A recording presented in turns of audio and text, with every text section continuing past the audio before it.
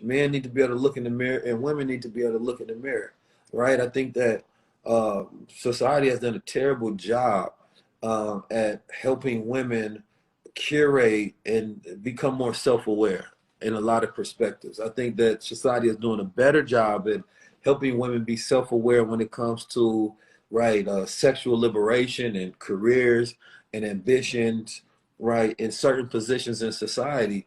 But I think from a mental health range and a becoming more of a comprehensively or spiritual and feminine woman, I don't think society does any curation of that whatsoever, almost, besides those who are of that spiritual community.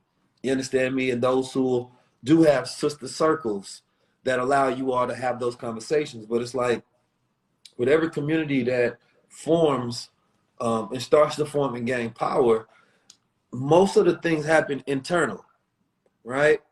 And so it's like the LGBT community don't all agree with each other, but their disagreements are internal.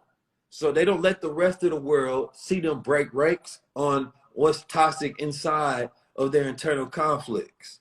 On the outside, there's a brand of it, oh, pride and happiness and freedom and love, and everybody's love is love. But on internal, they conflicts, they don't agree with each other on a lot of different things. It's the same thing with the Asian community, the Jewish community, you understand me? The white community now be showing conflict, of course. They go to civil war with each other these days. But they also can agree on things, you understand me, about white power and race and having power, things of that nature. And then you got the women community who have now formed based on the basis of their gender, right? And so a lot of the internal things are not being had. And I think it can become destructive in some capacities rather than constructive. You understand me? When we don't deal with the things as we making change. So we got to deal with our own shit as we shovel somebody else's in their face. Because at the end of the day, the basis, if it's not around black family, I don't care about the individual progress. I don't care about the individual moves. Because then we just training ourselves to be like white men in society. Well, I get successful, I get my career, I get my money, I have my ambitions, then I'm good. And it starts to become like, it's not that you're trying to get rid of the structures of capitalism or patriarchal society, it's that you want a higher position in it, right? And then that destroys the functionality, right, of us being attracted to ourselves, meaning that men and women being, and black men and women being attracted to each other. So what makes a black woman go seek outside her race to go find somebody else is that she lost the look for qualities, right? And because of the trauma in between that she's had with the relationships in between, the propaganda and all those things, she no longer believes those qualities exist inside her race. She can no longer see it. Same thing what a black man does. He starts to seek qualities. He say, well, the white woman is more submissive, right? Less questioning to him and things of that nature. And he stops associating those qualities with his woman. And then he becomes weakened because he doesn't want to go through the process of disciplining, strengthening himself, right? That allows him to grow into becoming a greater and better man, which is what a black woman does. A black woman gonna sharpen you. She gonna make sure you are who you say you are. And she not gonna allow you to come in with the bullshit. And other races of women might not be able to challenge you in that same capacity because they don't share the same perspective, right, of growing up in reality. They don't share the same perspective of your own potential. They don't have it in their DNA to understand that. So it's an interesting conversation because if we challenge men to grow back into their masculinity, we have to challenge women to grow back into their feminine nature, right? One without the other is lopsided. But today's society is challenging women to become more masculine, right? And challenging men to be more feminine.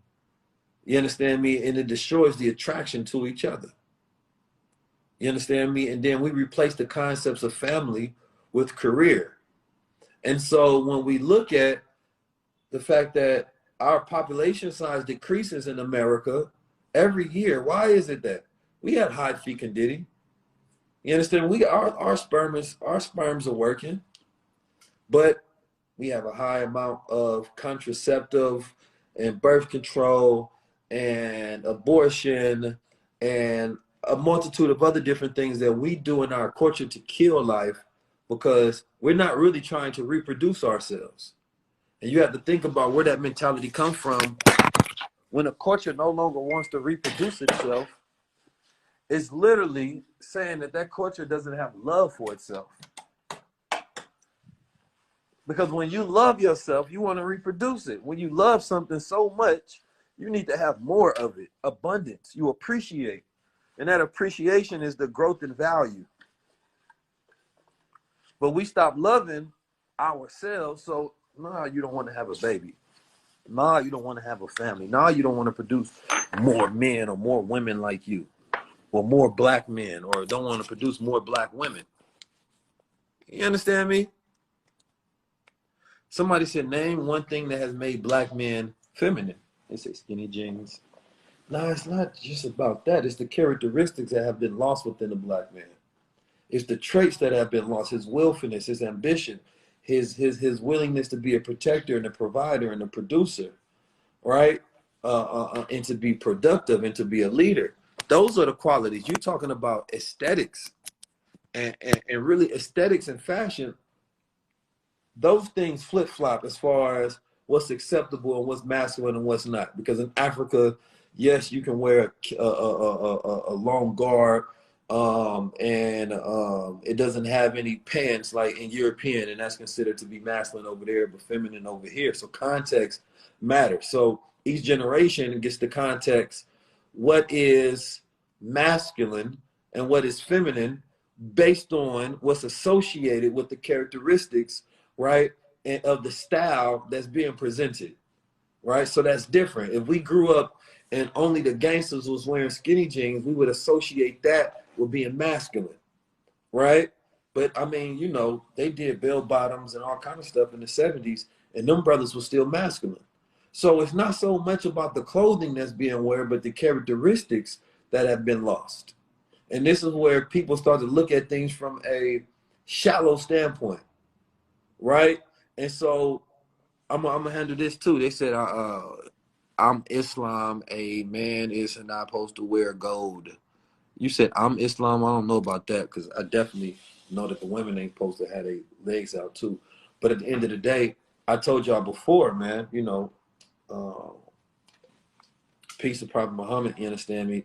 But at the end of the day, I don't follow out of rituals in that capacity. You understand me? Gold, I drink gold. I wear gold. I'm going to get those particles in my skin and within my body. You understand me?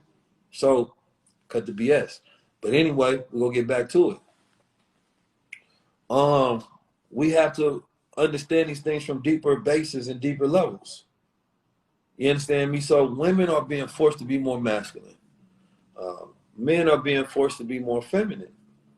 You understand me? And both of these things are associated with them fitting more into society and the narrative that goes, especially if you know this future melanin month, so we got to talk about the vision of society. If you will have a vision for society, it has to have a healthy, divine, masculine presentation of men that conduct themselves as such.